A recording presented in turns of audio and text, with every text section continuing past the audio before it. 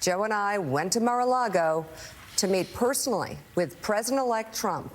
It was the first time we have seen him in 7 years. Joe and I realize it's time to do something different. And that starts with not only talking about Donald Trump, but also talking with him. Okay, they've been talking about him for 8 years. That was MSNBC's Joe Scarborough, Mika Brzezinski, revealing, yes, they did visit with President-elect Trump at Mar-a-Lago, starting last Friday, to, quote, restart communications. Didn't they repeatedly attack Trump for 8 years, call him a fascist, Hitler?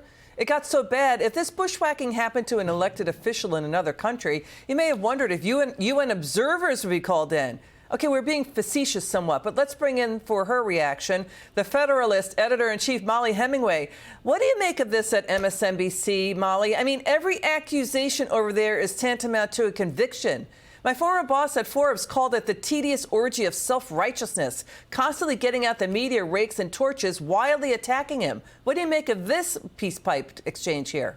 Well, it's just back and forth with these people. They were originally in 2015 and early 2016 big fans of Donald Trump. Then they turned on him. The last 4 years have been unlike anything we've seen. It was just constant histrionics, hysterics about him being fascist, about him being Hitler. And then once their ratings dropped precipitously, as soon as the election turned out not the way that they had led their viewers to believe it would, they're now bending the knee again. But they don't need to talk to Donald Trump. They just need to talk to people who vote for Donald Trump. If they understood the issues that motivated people, if they got out of their bubbles and just talked to the average normal American who put him into office, they would do a lot better than whether they're talking to him or feuding with him.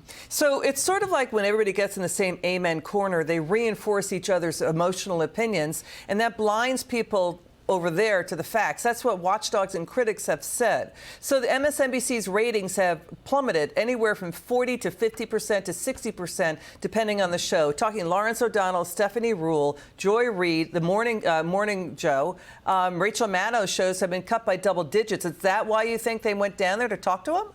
Well, it is, but it's also just true that so many people in the media, whether it's newspapers or TV shows, they're doing a little bit of this, oh, we messed up, we were a little too extreme. That does not accurately summarize what was going on here. We had a propaganda press that engaged in outright lies and misinformation and disinformation, falsehoods, to materially harm the country and harm our understanding of the election.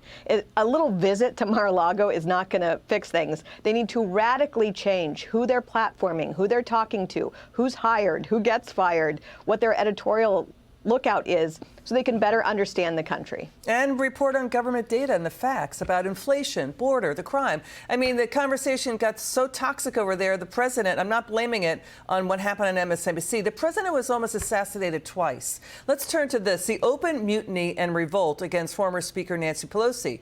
Pelosi, the Democrats are now reportedly going against her now. She was caught publicly fighting on camera with Donna Brazile, publicly fought with Senator Bernie Sanders. Even The View MSNBC guests have criticized Nancy Pelosi. You know, the Washington Post just gave Pelosi a big 4 Pinocchios for lying that illegal crossings were worse under Trump than Biden. They were not. Let's get your reaction to this. Watch this. Nancy Pelosi, everybody talks about how the Speaker Emerita, you know, she's so strategic, she can count, and yes, she did all of that when she was the Speaker in Congress, but my question is, where is your calculator now? She wants to make sure that people know it wasn't her. She has no blame in this. I said Biden should have gotten out earlier. I said there shouldn't have been a primary. Don't blame me. I think it's really unseemly.